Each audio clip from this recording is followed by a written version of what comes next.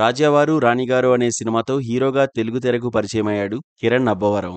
మొదటి సినిమాతోనే decent hit ను అందుకుని అందరి ప్రశంసలు అందుకున్నాడు. ఇక ఈ సినిమా తర్వాత కిరణ్ చేసిన సినిమాల్లో హిట్లు కన్నా ఫ్లాపులే ఎక్కువ ఉన్నాయని చెప్పడంలో ఆశ్చర్యం లేదు. అయితే ఎన్ని సినిమాలు చేసినా అందులో ఎక్కడా బూతులు కానీ ముద్దు సీన్లు కానీ ఎప్పుడూ కిరణ్ వాడలేదు. ఇక వరుస సినిమాలు చేస్తున్న కిరణ్ ను చూసి సినిమాలు ఎప్పుడు ఆపేస్తాడ్రా బాబు అని తలలు పట్టుకున్నారు. దీంతో ఒక ఏడాది గ్యాప్ తీసుకుని కథను లుక్ ని మార్చి కాలాంటి ఒక మంచి కథతో వచ్చి సక్సెస్ అయ్యాడు.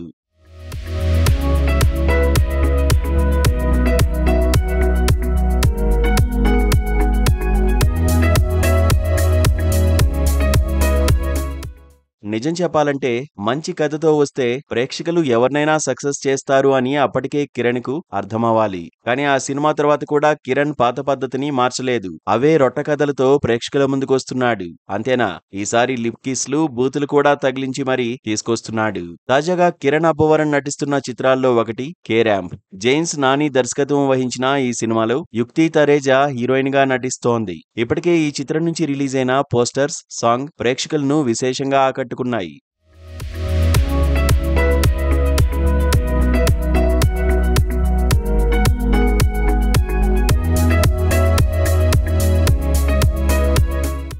ఇక ఫస్ట్ గ్లిమ్స్ లో బూతు పురాణం చూపించడంతో అప్పుడే కిరణ్ పై చాలా మంది అక్షింతలు కూడా వేశారు. అయినా కిరణ్ మారలేదు. తాజాగా రిలీజ్ చేసిన టీజర్ లో బూతులు, లిప్ కిసులతో నింపేశారు. అసలు సడన్ గా చూస్తే ఇది కిరణ్ అబ్బవరం సినిమానా అని షాక్ అవుతారు అంటే అతిశయోక్తి లేదు. టీజర్ లో కథ ఏమీ చూపించలేదు. హీరో ఒక ఆవార, కాలేజీలో చదువు ఎగ్గొట్టి హాస్టల్లో ఫ్రెండ్స్ తో తాగి తందనాలాడుతూ ఉంటాడు. తండ్రి తన మాట వినడం లేదని వదిలేస్తాడు. అలాంటి హీరో కాలేజీలో హీరోయిన్ ప్రేమలో పడతాడు. హీరోయిన్ ఒక హీరో ఏ పని చేసినా కోపంతో రగిలిపోతూ ఉంటుంది. ఇలా వీరిద్దరి మధ్య అప్పుడప్పుడు రొమాన్స్, మధ్యలో కోపాలు, చిరాకులు, హీరో అల్లరి చేష్టలు తప్ప సినిమా కథ ఏంటనేది చూపించలేదు. ఇక బూతులైతే నెవర్ బిఫోర్ ఎవర్ ఆఫ్టర్ అన్నట్లు నెట్ఫ్లిక్స్ వెబ్ సిరీస్ లో వచ్చినట్లు ఎక్కడా బీపులు కానీ వేరే అక్షరం మార్చి కానీ అనకుండా డైరెక్ట్ గా మాట్లాడేయడం మరీ ఫ్యామిలీ ఆడియన్స్ కి ఎబ్బెట్టుగా ఉందని చెప్పొచ్చు.